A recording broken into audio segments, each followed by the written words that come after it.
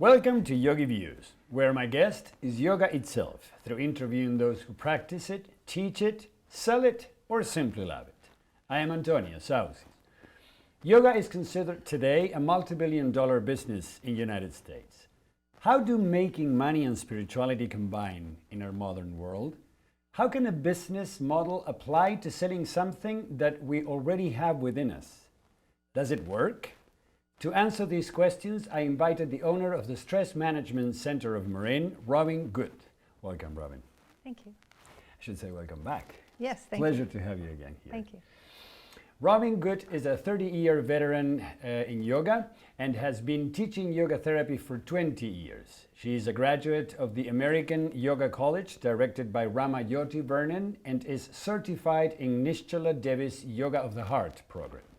She has studied with Angela Farmer and Victor Van Kooten, and her background includes Kripalu Yoga, Iyengar Yoga, Shiatsu and Thai massage, Feldenkrais, Dharma and Acu Yoga. She is skilled in working with various types of mental illness, respiratory illness, and orthopedic issues. Her studio, the Stress Management Center of Marin, is the first Bay Area studio being awarded accreditation in yoga therapy training from the International Association of Yoga Therapists. Robin, how did your yoga life start? How did you get into yoga first?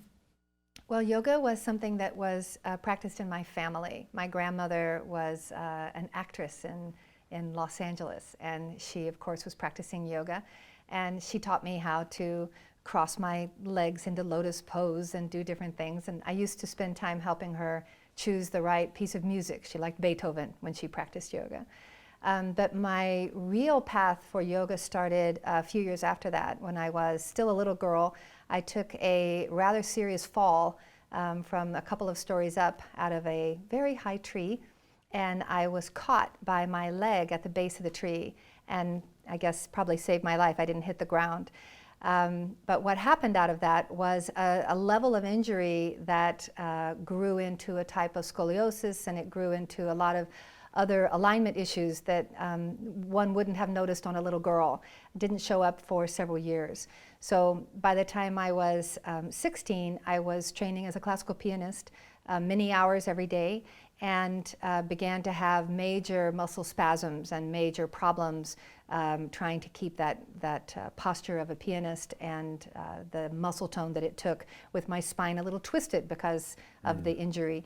So that started me on the road to yoga, because it was serious pain. It actually took me out of my piano career, out of my musical career.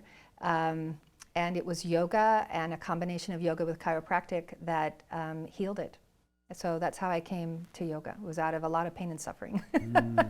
Well, not unlike many yoga therapists, yeah. Yeah, exactly, to yoga and to yoga therapy, Yeah. because there's a place where you already used yoga as a therapeutic tool. It's actually the only way I knew about yoga. The only yoga that I knew was a therapeutic tool, apart from the little trick my grandmother taught me when I was a little girl. But after that, it was always to keep a headache at bay and help my spine straighten and help my alignment come back and stay out of pain. It was always about staying out of pain. Did you, or were you also exposed to the philosophical or the spiritual aspects of yoga as well? You know, I would say I was exposed to a lot of spiritual aspects that I would now recognize as yoga, but in that day, it was mostly my older brother who went to college, who came back with all these controversial ideas. And I adored him, so if he said it, I said yes, and he was 6 years older than me, so a big influence on me. So I would say a lot of my first experimenting with the philosophy was through his guidance when I was maybe 14, 15, 16, and beginning to try to get a handle on my own mind, because I was a very strong personality, a very strong young girl, and it was helpful to try to get a handle on all the places my mind went that I didn't seem to have any control over. So, yeah. And now, because our topic today is the business of yoga, how did your business career start? Did you have some training? Well, when I was forced to leave my piano career behind because of the injury, I ended up in business school instead of ending up in music school. And after I left business school, I wanted very much to work internationally. I'd had some exposure to Europe and various cultures there. So I ended up in a job that took me overseas. So I ended up in Germany, I ended up in Austria. I got to go to a lot of different places and work and use my yoga to keep myself together while I did all of that, right, while I was doing that. Then I came back to the United States, had a child, and I got very frightened when I was pregnant because I knew that my scoliosis would kick in or could kick in. And I had had girlfriends that had spent many weeks of their pregnancy flat on their backs. So I went to find a yoga class and I took on my yoga then more from a full body physicality, not just my neck and shoulders, but like boot camp, you know, how am I going to get through a pregnancy without setting off my back? And at the end of it, my yoga teacher actually helped me deliver the baby with just breath and meditation and no drugs and no intervention. I had a very shocked doctor who had never seen a first birth look that calm. But she'd been at my house doing pranayama with me for hours and hours, and I was way out in the zone. So it ended up being a huge help, and if nothing else would make you a believer, coming through that way, it will make you a believer. So from then on out, it was about my yoga practice, and she was running a training, so I took training from her, and I ended up, because I was married to an international businessman, I ended up in Saudi Arabia, of all places, and that's the first place I taught yoga. So I started teaching in the compounds in Saudi Arabia and teaching for the military and for the ambassador, and, you know, teaching yoga around the international community in Riyadh. Mm-hmm. So that was the way I started. That's why it morphed into such a strong penchant for stress management. Because in those days in Saudi, things were occasionally blowing up. This was after Desert Storm. People couldn't sleep. People were very, very stressed. And I was using the yoga that I had been taught, but it just sort of naturally started morphing into something slower and quieter and deeper and more relaxing. And by the time I got back from Saudi to the States and I started teaching in the States, everybody in my class was passing out cold, asleep. And I hadn't realized that I had taken it that, you know, in Saudi, that level just got everybody through the class without, you know, being jittery. But in this country, we weren't nearly as stressed as we think we are. And that level of yoga knocked everybody out cold. So it turned out I had a good penchant and a talent for stress management. So that's what I developed. Mm-hmm. So there's a place where from the origin or from the part of the story you're telling us, business and spirituality were somehow mixed for you.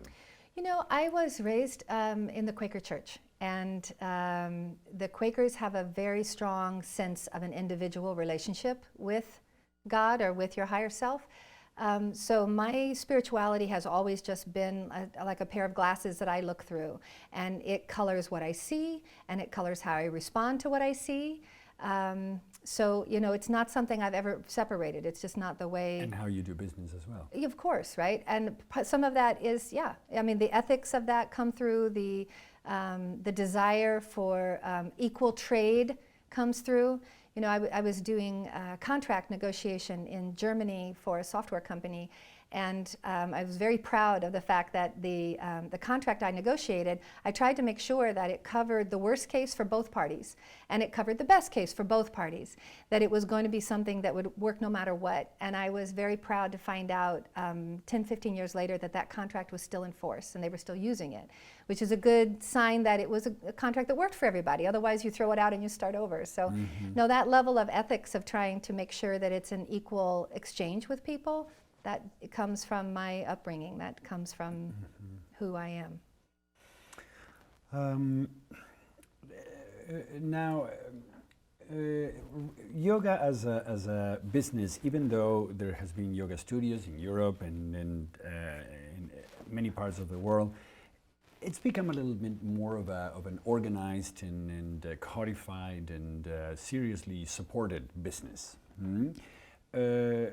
Now, that happened more since it came to the West, because as we know, in yoga was mainly taught in India, was mainly taught in the ashrams, not so much in a studio as we have now. Do you see any conflict between business and spirituality, or no? For me, there isn't. And in my mind, you know, even in India, someone is providing a room, someone is providing a space for people to come and do yoga. Someone is paying for that somewhere, right? It's not, the government is not just giving away free land and free houses for people to come and live and practice yoga in. So, you know, that part of a business part of yoga is an exchange that I'm very comfortable with, that my clients are very comfortable with. Everybody wants the lights to stay on. I think it's been a very, that idea you had about codified and becoming more of a business, I think it's a very strong statement for us to have yoga begin to be a practice that could actually support someone 100%. I make 100% of my living as a yoga teacher. And that didn't used to be possible. You know, I know yoga teachers that were, you know, moonlighting at a fast food place or moonlighting at a big box store so that they could be yoga teachers.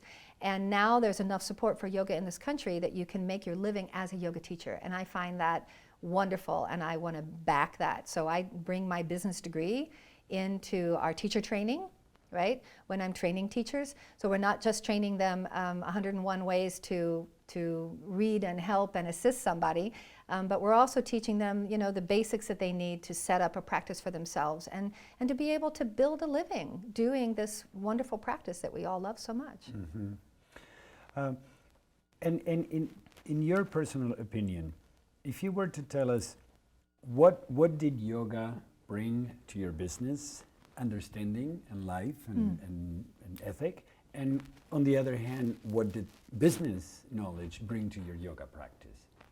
Oh, okay. I would say that what yoga brings to my business life is the same gift that yoga brought to my personal life. And it's the most important gift I've ever gotten from yoga. And it's going to sound funny to anybody who, unless they know me. If they know me, they'll understand completely. And that is that ability to take a beat, that ability to see something happening in front of you and to have just a moment to choose. Am I going to engage? How am I going to engage? What am I going to do? That ability to keep a little witness state and understand that I have choices about how I'm going to respond to something rather than being swept away in it. And I would say that ability to keep that clear head came from my yoga practice, and it definitely helps me in business because I am a passionate person, and it helps me keep a nice cool head, and it helps me take a minute and think about things before I jump in. From the business into my yoga world, I would say it's a lot about the discipline of the nuts and bolts. It's the discipline of the little things. Whether it is a few minutes of breathing before I came in here to tape, you know, the little pieces. And if you are well trained in business, you know that the pieces that make a business successful sometimes are the little tiny things, that the little I's that have to be dotted and the T's that have to be crossed. And when I do that with my yoga practice as well, it all benefits. Mm-hmm. Do you agree with the statement that yoga is a multi-billion-dollar business? Oh, you know, I think that whatever it is, what was it, 47 million or a couple billion or whatever it is. But, you know, I always think of that as, you know, a whole bunch of folks in really comfy, organic cotton clothing. I'm fine with that. I think a lot of that's apparel, and a lot of that is also bringing up some awareness in all of society about, you know, more cotton and less chemical and more of this and less of that. And I think that's all good. My mom wears that stuff. I think it's great. So I don't think those are all necessarily yogis. You know. I see. In terms of how you choose, you were talking about choices. And one of the things that is happening these days is that a lot of people that want to leave corporate America, they do a couple of hours yoga training or 100, and they are a yoga teacher. And a mom who has 2 kids and doesn't want to leave the house, she becomes a yoga teacher. And we have seen that also a lot of people that perhaps want to deepen their practice, they also become yoga teachers. So the end result is there's a yoga teacher under every rock in the world. How do you personally choose your teachers? Well, first, I hope they're not under rocks. I don't look under rocks for them. I do think that more teachers, the better. I think everybody would benefit from a yoga teacher training, and whether they just help themselves in their life and understand themselves a little better, or whether they help their mom, or they help a child through a rough go, or they become full-blown teachers, I think that's less interesting. I think that's a natural unfoldment of who that person is and whether they find their audience and how they relate to that audience. But I think that that the training itself, especially the level of training that we're talking about, right? The IAYT training of 800 hours, that's with 200 hours you have to get in. So, you know, it's 1,000 hours and several years of work.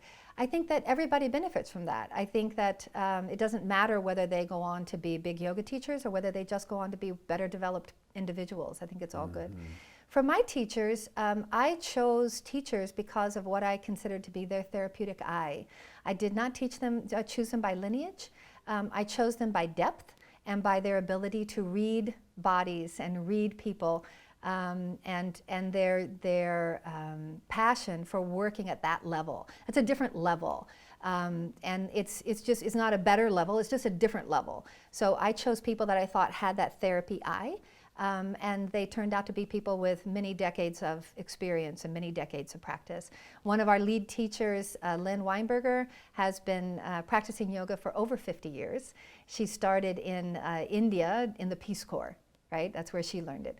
So, you know, she draws the largest audience that we have, apart from, I think, from my classes, or maybe her classes are even bigger than mine, probably. And they come because she has such incredible depth. And are these at your center, because even though it's called the Stress Management Center, do you also teach regular yoga that is not therapeutically oriented? No. No. All your classes have all a of our therapeutic classes have intention. names like yoga tools for aches and pains, yoga tools for healthy backs. We have a new yoga tools for pelvic floor, yoga tools for core strength, yoga tools for, you know, that's...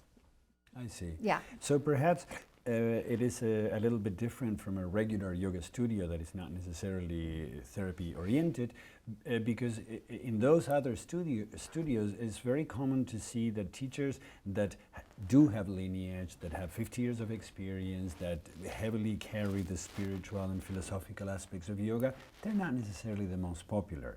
And some of the Ashtanga flow, Zumba yoga teachers, they pack the classes.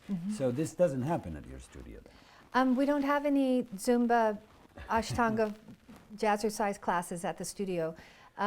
It's a therapy house, and it always has been. And that was because of my injuries and the reason that I came into yoga with all my aches and pains. So my thought when I opened the studio was, you know, if I couldn't find a class because everything was too hot or too fast or too power oriented, maybe I wasn't the only person that couldn't find a class. So opening the studio was a way to make sure that I had class and that other people like me with aches and pains and little crooked necks, you know, that they could also find a class.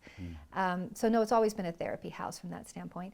And as far as the rest of the classes go and people coming up with their own versions of yoga, I say the more the merrier. I'm fine with all of that. I think there are lots of ways that yoga can open a door for someone. And it might be that they walk into their gym class and today we're doing yoga, right? And they get 1 hour of yoga and that's all they get.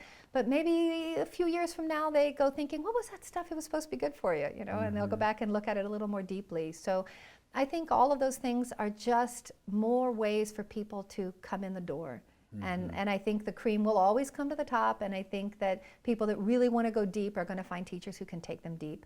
And people that want to just do it as a little bit of a physical exercise are going to do it as a physical exercise. Breathe and be careful. Yeah, and they're going to benefit from the physical aspect. Sure. Why not?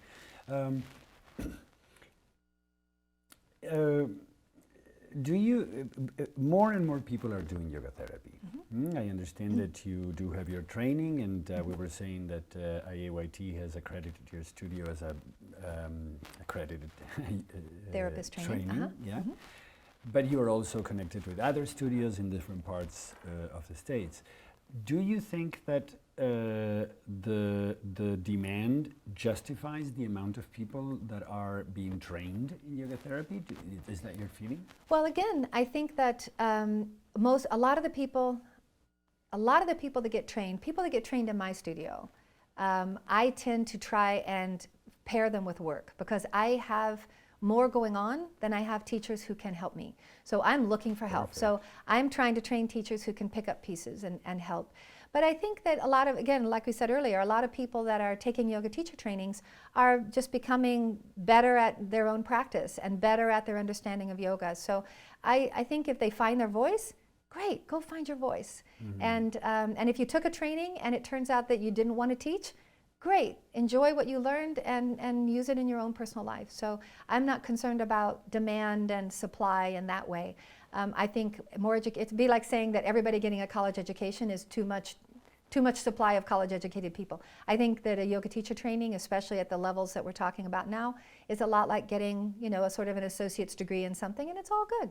More education is better.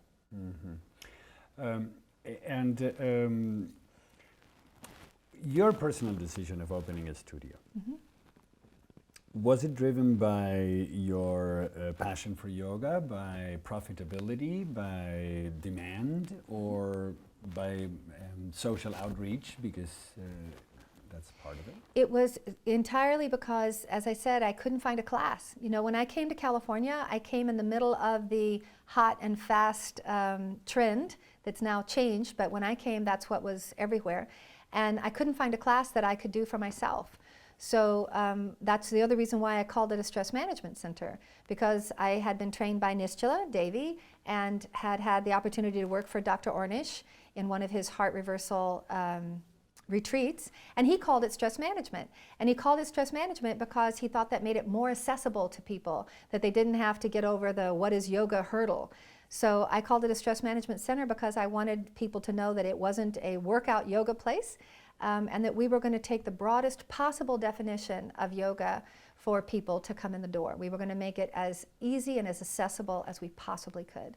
And that's what we've done. At this stage, I probably have more men coming into my studio than most of the studios around. Because we don't call it a yoga studio. They're coming in because they've been referred by someone to help their back or help their golf game or help their sciatica or help something. We have a lot of kids coming in. We have a whole bunch of people coming in that might not feel comfortable walking into what they think a yoga studio is. So, by calling it a stress management center, it gave me a little more of a vanilla appearance in the marketplace for people to come in and go, what do they do in here? And my students would tell you, I don't care what this stuff is called. I just like that I feel better. And so we don't worry we make it very, very accessible. Yeah. Very accessible. And you were saying that you have more men than usual, than most yoga studios. Now, what is the ratio men-women? Do you still have more women as in the yoga studios as well, or no? No, I would say that we're probably 50-50. But a lot of that is because I'm the stretching coach for the Marin Catholic football team. And so that puts me with 50 17-year-old men several times a week by the time they come in and out for various things. And that also led to, their dads come in and their friends come in.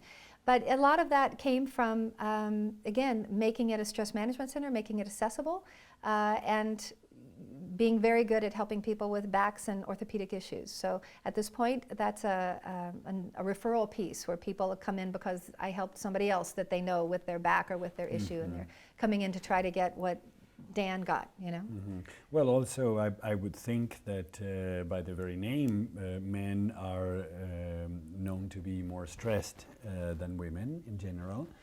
For different reasons, and so perhaps that's also something that makes your studio more appealing to men. No, I don't think the women that I know would agree with that. I think the stress levels are the same for men and women, and in many cases, I think the stress levels for women are through the roof and very frightening, the stress levels that they're functioning under.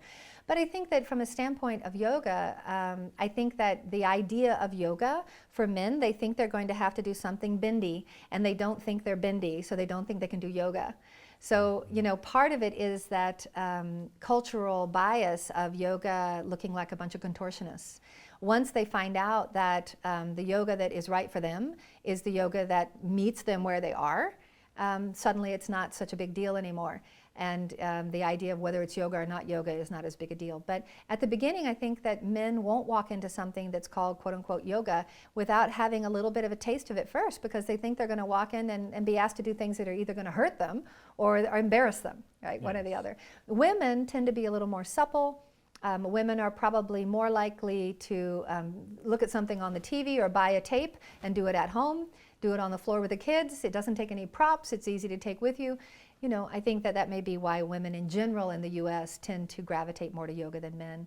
But it's just not the case in my studio because, again, I think because I came from aches and pains, and I'm probably one of the stiffest yoga teachers anybody would meet. I don't do all those fancy poses. I stay pretty basic.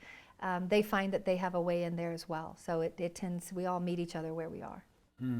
So you were saying that you think that more women choose yoga because they are closer to themselves, or I think women tend to be more supple, and they're less frightened of something that looks like it's a gymnastic, right? There are a lot more women in gymnastics than there are men in gymnastics. So a lot of that has to do with letting the public know that the yoga that's right for you meets you where you are, period. And it shouldn't be anything that's scary, and it shouldn't be anything that's embarrassing or unattainable. It should meet you where you are. Otherwise, I don't consider it, you know, good quality yoga therapy. And so probably according to what you're saying, because as you know, yoga for thousands of years, women were not allowed to teach or to dwell into the philosophical aspects. They were certainly encouraged to practice, but not to teach. So what do you think about that change now that he came to the West and there's so many women doing it? You know, I think I keep hearing about friends of mine that are getting invited back to India to teach this American-style yoga back to India. I think that the Americans have been better at finding, American women at finding their voice, and have not been afraid to try their voice, and have not, and you know, in our culture, it's okay for a woman to be educated and teaching, right? That's okay in our culture. So the idea that they'd be teaching yoga versus teaching anything else is just not that big a stretch. In countries where women were not allowed to be out in teaching and out in the marketplace, then, you know, obviously that takes a little more time. But hopefully that will change, and we'll see more and more women coming into that role everywhere, including India. Yes, well, and I personally have to say I wish more men will come to yoga. Sure. Because it's a pity that the practice has been lost for us men, and it has so much to offer us. I think for us, I have never found a practice that meets the kind of aches and pains and stiffness and issues that men face on a daily basis better than yoga. I mean, there's a reason why we are now 7 seasons. I'm starting on my 7th season with the football team. And it's not because somebody thought they ought to do yoga, it's because it got results. And they are able to practice their sport longer with fewer injuries and healing faster and less long-lasting issues when they are well stretched and well breathed, and they have good practices along all those lines. I spend a fair amount of time with a lot of the athletes in the area, a lot of men that are very active and want to stay active, and they're getting to be 50 and 60 and 70, and all that stuff they were doing to their back isn't going to work anymore. They're going to have to figure it out. And we help them kind of retool so that they're still playing squash when they're 65 years old or 68 years old, and they're still raging down the mountain on their mountain bike, you know, over 70 years old. So it's about keeping that athletic part of their lives together. So I would say most of the men that I see probably I would consider, even though they're business executives, very active, very athletic people. And in this Marin Catholic where you teach the men, do you call it yoga? Sure. Ah. Sure. You know, for the football team, they call it yoga for football. Absolutely. When I go into the school and speak, sometimes we call it breathing and stretching, right? Sometimes we call it good practices to study with and good practices to relieve stress. We call it stress management. I'm happy to call it whatever anybody wants to call it. I am not the least bit attached to the term as much as I hold it dear for myself. My goal is to make it accessible to other people. So I am fine with calling it breathing and stretching. I'm fine with calling it stress management and focusing exercises. It's all fine.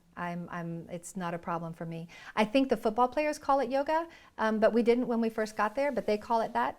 And they come to the studio and take class. But you know what happened for a lot of the football players after the first season, a lot of them went off to college, and my boys that went to UCLA came back and said, oh, UCLA has a football yoga program. And some of my boys went to Oregon, oh, they have yoga for football. And they had it elsewhere than in California before here? Wow. Oh, of course. And then when the 49ers made it to the Super Bowl against the New Orleans Saints, and the power went out, if you'll recall, in New Orleans, half of the 49ers headed down onto the field and started doing yoga on the field. And I had 5 new young male athletes in my studio after that because their mothers said, that's what I'm talking about. Look, they're doing it. You know, it was decades ago that I think Baron Baptiste was the yoga coach for the Philadelphia Phillies. Decades ago. So, you know, yoga for football is one of the best matches I have ever seen.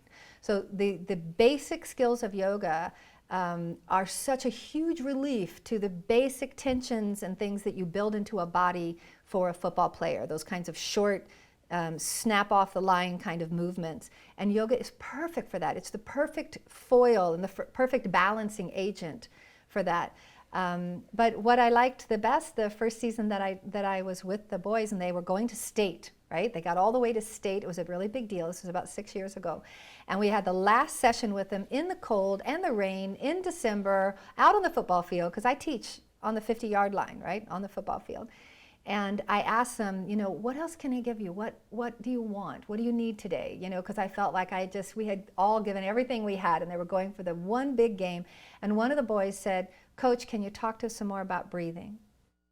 And I thought, Lord, you can take me now. It doesn't get any better than that, right? So they were asking for ways to manage their energy, manage their adrenaline. These are 17-year-old boys. Nobody thinks they can manage energy and adrenaline. And I'm here to tell you they do. They do it really well, and they do it with purpose and focus. And some of them changed their majors going on into college to study kinesiology and other kinds of practices because they said, we never knew that we could feel like this. We never knew that we could remedy all of these different things. And you know, it opened their eyes in a really big way. Nobody had ever taught these kids to really properly breathe and stretch. And when they got that combination, it just opened up a whole new world for a lot of them. It was really exciting, really exciting. Now, you're talking about breathing and stretches. Do you also meditate or do some devotional or chant with the football every team? Once in a while? Yes. No. The football team is very well cared for at Marin Catholic with with the nuns that come to all the games and chapel and the spiritual path that they are all there practicing. So they are well cared for there. And they bring it into if you've ever been to a Marin Catholic game, you would see, they bring it into the game. So there is prayer before the game, there is prayer during the game, and at the end of the game there is prayer and thanks, and then all the boys come and thank everyone who comes to see them, and then they sing the Marin Catholic song. I mean, it is very well-rounded, oriented to a very well-rounded person. It's not about, you know, did you play and did you win and now we go home. It's very much about this community experience and about a spiritual life that includes an athletic life as a part of a spiritual life. So maybe I get off easy because I'm within a Catholic school, but they are very well cared for on that level. That's not something that I need to help them with. And Robin, because the business world is more populated by men than by women, and I'm sure that perhaps some of those businessmen are listening to us, why would you say yoga is good for men? You know, yoga is, for men, one of the easiest, most direct, straightforward ways to maintain body, mind, focus that I've ever found. And when you lay it out in a very accessible way, I have business executives that look at me and say, I don't know how I got this far without yoga. I don't know how I did it. I won't ever. I had one of my business executives say, I can't imagine my life without it. And it really is a way for him to decompress from a lot of airplanes and decompress from a lot of stress. And he can do it quietly, and he can do it in an introspective way. And he can find a way to come back to some ease, both with his tight muscles and with his breathing and with his focus. Because, you know, the business executives that I work with are pulled a lot of different directions. They might have young families, they have busy lives, and they have a going business. It's a lot of different directions. They're trying to also do sport, they're trying to eat right, they're trying to do it all right. And it's nice to give them practices that are just for them, just when they're alone, when they're quiet, when their plane is delayed, you know, when they're staying in a hotel room somewhere and they've headed up to the hotel room because they don't want to do all that late night dining and all of that, and they're in their hotel room and they've got a few minutes of peace for their backs, for their aches and pains. So no, it's a really great method for them. Now, Robin, most men are concerned with their sexual performance. Do you think that yoga helps? I think that having some command of your adrenaline and of your breathing and of your body is always a good thing. So you wouldn't think there's any specific, because as you know, there are a number of specifically sexual practices of yoga to keep your sexual organs in good shape and in properly served by blood flow. So there's a number of things. It's not just the feeling well part. So, great. So give me your card and I will put it out, and the men that I speak to that have questions, I will send them your way. Okay. Even though your studio is a little bit different because it's not a regular pure yoga studio, you're more dedicated to the therapy. What are the competitive advantages of your place, of your studio? You know, I consider us a regular yoga studio. Not, I really do. What I mean to say is and pure yoga, I really do. No, but what I mean to say is that you don't have regular, just yoga classes that are not therapeutically intended. So that's why perhaps that's a big difference. Yeah, for me, that is the regular yoga. For me, that was the original intent. You know, yes, ease the body, ease the mind, and then you can sit in your meditation or do whatever it is you're going to do. I would say that from a competitive advantage, I don't think of it so much as competition, but I think that we just got interested in some things that other people don't do. And for instance, you know, I have this problem with, I don't say no to people when they call and they want to do yoga. Oh, I want to do yoga, but I have this issue. I say, come on down. Well, we want to send these folks to do yoga and they have that issue. I say, come on down. So, you know, it never occurred to me that you could ever say no to somebody that wanted to do yoga. I thought yoga was for everybody. So at this point, 15 years down the line, that's how old the studio is, we now have close to 15 years of working with specific groups of schizophrenics, specific groups of the brain injured, specific groups of people with heart disease. And those kinds of things have given us an advantage for people that want to work in yoga therapy because we have decades of experience. That experience took me to be able to work for Dr. Ornish when I got to do one of his retreats. And then that work took me to Kaiser Permanente. So now we are the yoga provider for Kaiser Permanente from a health education standpoint. But now, this year, we have been invited to come in on the clinical side. So that whole never saying no to somebody and gaining more and more experience working with special populations opened doors for us to engage more and more with Western healthcare. So at this point, I am a speaker for Kaiser around the county in stress management. We are providing a whole bunch of yoga classes for them, and we're working in the clinical side with the chronic pain group, and we're helping to develop a plan for physician wellness. We're being asked to get involved in a lot of other ways because they've watched us now for over a decade deliver the goods and have less people going into the back pain seminars and less people going back to their doctors looking for pain meds and, more people feeling stronger and better. So I think that that leaving your doors wide open for everybody, so for the whole community, and that includes everybody, it gave us a lot of time to practice. with some very special groups. I work with some people in wheelchairs. I work with people with advanced MS. I work with a lot of stroke rehabilitation. And now when people come to study with us, for instance, if they come to do the teacher training, I just pack them in with me and they go with me. So they go out on the field and help me with the football team, and they go to the Brain Injury Network and they help me work with people that are in wheelchairs and suffering from traumatic brain injury. We have some people running a class for yoga for vets. We run a program for vets because the VA asked us to do that when we did some research on brain injury. So a lot of it came from just not ever saying no when somebody wanted to come and try. You know, and we always said yes. So at this point, for people that want to train with us, they can come and see, what does hospital-based yoga look like? What does it look like to work with people that are schizophrenics? How is that different from working with people that are brain injured? How is that different from working with other kinds of dementia? What do you do with the breathing practices? What do you do with the yoga practices? How do you hold the room and hold the field and hold engagement with that person? How do you help them find some ease? How do you help them find their way? So we now have lots of different groups of people that we're able to help, and it's a huge advantage if people want to study that, if they want to get involved. And are you able to bill through insurance companies? Wouldn't that be wonderful? Sometimes. It depends. But what I'm excited about is this latest article that came out, I think it was in the New York Times, called Management by Mantra, which was about the gentleman from Aetna who had gotten involved in some Vini Yoga with, I think, Gary Kraftsau's group. And now he's talking about, you know, we need to be starting to bill for this. This needs to be something that's covered. So my dream, it's my dream, I don't know if it's anybody else's dream, my dream is that more of us become accredited, and that accreditation helps Western healthcare know what are yogis good for, when to call a yogi, right? What are they useful for?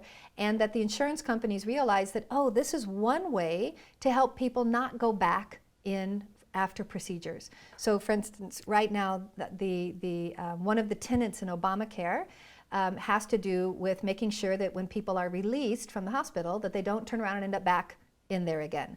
So there are some rules and regulations around what happens if somebody gets released too soon and they end up back in the hospital.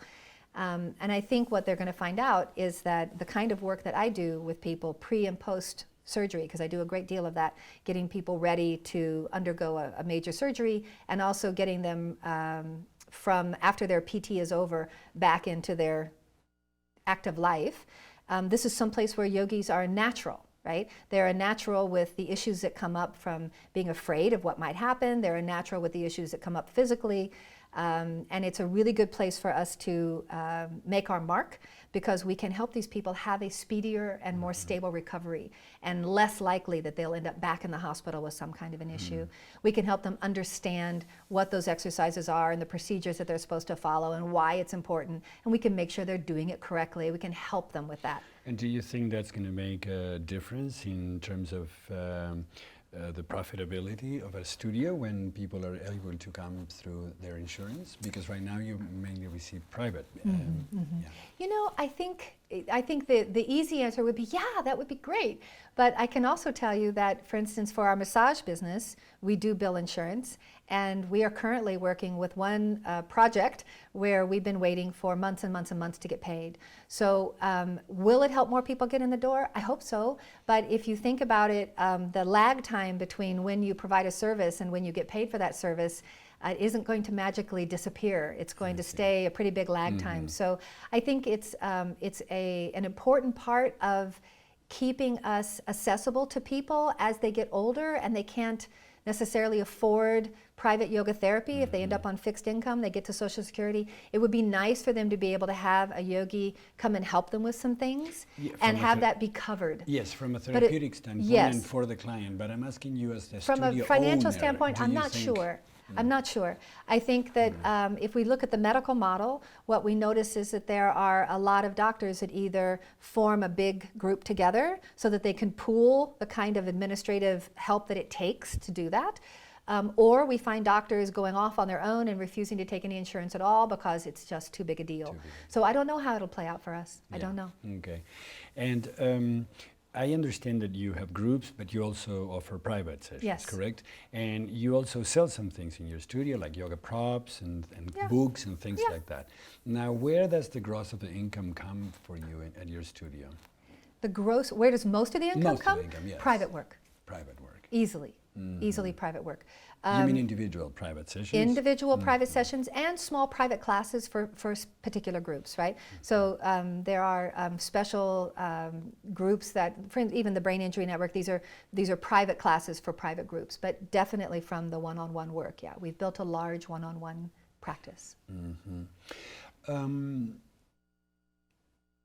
Your studio is at a certain level, then we know now these days there's something called corporate yoga, and we have corporations that are dedicated to yoga, which from the standpoint of the definition of the corporation, it may be interesting because corporations are very well defined in terms of the body and sometimes even the way they think, but they have no spirit, that's for sure, that it's not included, not even in the B Corps.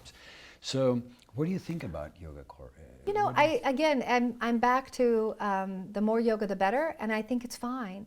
I again think that people will get their taste of yoga wherever they get their taste of yoga, and the ones that want to go deeper will find someone who can take them deeper. I think the idea that a yogi might want to have a corporation that spans the whole US of A and has yoga in it, like putting yoga in all the 24-hour fitnesses, I'm fine with that. I think that's great. It speaks, though, again, to this idea of accreditation and this idea of standards, because if you are going to put a corporation together that's teaching yoga all over the planet, and you can guarantee, as I do to Kaiser Permanente, you know, I'm only sending yoga therapists up there. I'm not sending somebody up there that doesn't understand the difference between cardiomyopathy and a heart attack. You know, they're going to need to understand what the difference is in those things to keep everybody safe.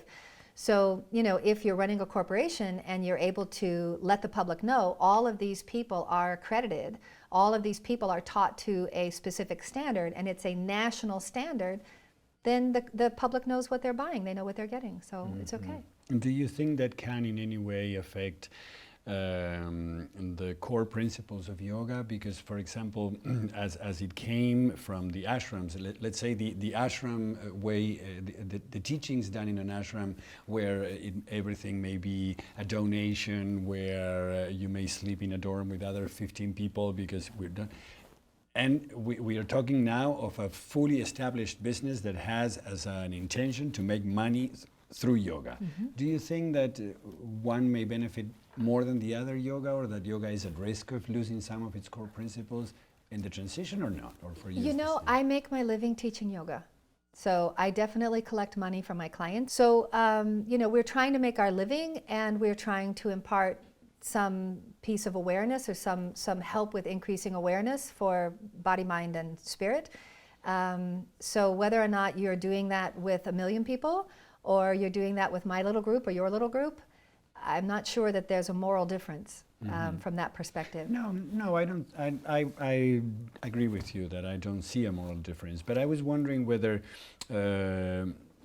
yoga itself could suffer in any way. You know, I have great faith in yoga. You know, I think 4,000 or 5,000 years worth of translate it and move it and change it and bump it and do it and turn it, take it to America and all that stuff, and it's still powerful and strong, and people still have huge cathartic experiences in those gymnastic-y yoga classes. They do.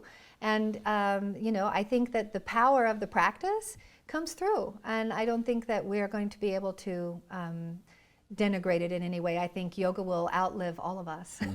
Very probable. Robin, there's a number of people that these days want to have a studio or want to open a place. Or what would be your words of wisdom for them? You know, I would think the best way to do it is to start small, which is not what I did. But if you started small and you built your practice and you built a nice following, and then you give some thought to whether or not you actually need a brick and mortar studio or not. There's some very popular, famous yoga teachers in our area that don't own their own studios and go from studio to teach and take their following with them to various events and trainings and things that they want to do. So I think that's a really nice way to do it. I didn't do it that way. I took it on, again, with my business degree, I took it on as a business model. I thought that it was a stable business model, that it would work. And so I dove in. I was not the lead teacher at my studio for many, many years. I hired lead teachers, and I ran the desk and taught a little bit on the side. So I wasn't interested in it from that perspective. I was interested in providing something that I thought was missing in the marketplace. This kind of yoga therapy I thought was missing in the marketplace at that time. And I came into being the lead instructor only over the last maybe 5-10 years. So I think that the whole process of yoga, the whole process of that coming together and running it as a business, I think if you were going to do that, I think it's good to start small. It's good to start small and build your way into it and then decide. Brick and mortar may start to be less and less interesting. In the Bay Area, with the rents going the way they are, it becomes more and more interesting for more people to share space. And for lots of different people to be using one room if you needed a room large enough to teach in, and it's maybe a wiser way to go than trying to start a studio in a brick and mortar fashion. Mm-hmm. Mm. And is there anything you would tell them to not do? Tell them to not do. I would just tell them to plan on it taking twice as long and twice as much money. And if they plan that way, I think they will be fine. So not to believe that the plan is going to play out as planned. Yeah. Yes. In your personal experience, with so many years in the business, is there anything you would do different? I would have started small. No. Actually, I think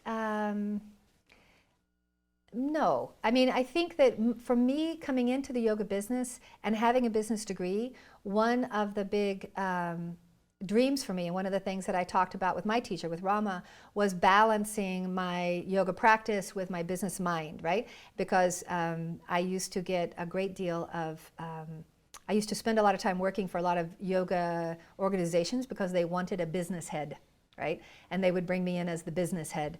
And I was trying to balance those two things in my own company. So if I was going to do anything differently, I might have been a little more conservative in some of the ways that I pursued my business. I might have recognized that yoga therapy was going to happen even earlier than I did, and pushed a little harder over here and pushed a little less over there, that kind of thing. But, that's not the way life works for us, does it? Mm-hmm. Hindsight is always 20/20, mm-hmm. and what we have is the task at hand. So right now, that's what I'm focused on. It's why I'm so excited this timing of the interview today with being accredited by IAYT, because I think that is the next step. I think that's where the future is going. I have certainly invested my time and my effort in that future, at that idea of a higher level of training and an accredited yoga therapist. And I think that's where it's going, and that's where I'm putting my attention now. So I'm moving forward. Would you call that one of the because I'm inspired to ask you. You're very right that a lot of yoga teachers don't have a business mind or don't have expertise, and so a lot of times this is why people like you may be so much in demand.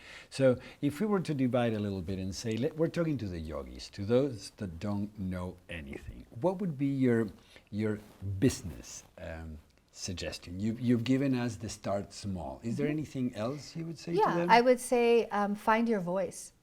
I think that most yoga teachers have a passion for a niche in yoga. And it's fine to teach general classes and get your chops and learn to be in front of people and learn to hold the field and learn to handle that odd question that you weren't expecting and all those kinds of things. But I would say find your voice and follow your passion, because most of the people that come in to train with me, they have a passion about something. They have someone in their family that was hurt, or they lost someone that they loved to some illness. Find that niche and that passion and go after that, because that group of people need you. And if you have a passion and you can develop your voice around that, that's a nice way to go. That's a nice place to go, to have a sustainable practice where people will come and find you because you're the one that understands about that. I see. Yeah. And now let's say now we're talking to the business people that are thinking of yoga because it's so popular. Why not? What would be your yogic advice for the business people? Hire me as a consultant because I'm already consulting with some other yoga businesses to help them develop a broader product plan, and also to help them understand who is their audience, who are they trying to reach, and how to reach those people. So from a business standpoint, it's the same as selling anything else. You need to know the audience and understand what they are after, what they're trying to get, and then try to decide what of those desires can you fulfill. You know, what works. Wonderful, Robin. Thank you so much. It's You're been welcome. a wonderful Thank you. time to spend with you and a lot of good information. So thank you. I wish you the best and that your success continues. Good. as it Thank you is. very much. My guest today was Robin Gueth. She is a 38-year veteran in yoga and has been teaching yoga therapy for 20 years. She is a graduate of the American Yoga College directed by Rama Yoti Vernon and is certified in Nishtala Devi's Yoga of the Heart program. She has studied with Angela Farmer and Victor Van Kooten, and her background includes Kripalu Yoga, Iyengar Yoga, Shiatsu, and Thai massage, Feldenkrais, Dharma, and Akyu Yoga. She is skilled in working with various types of mental illness, respiratory illness, and orthopedic issues.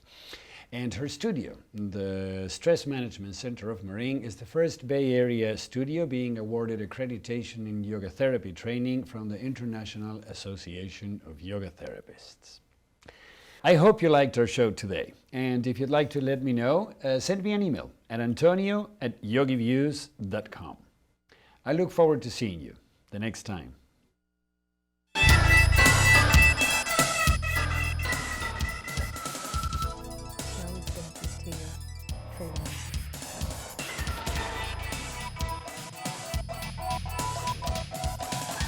Yeah.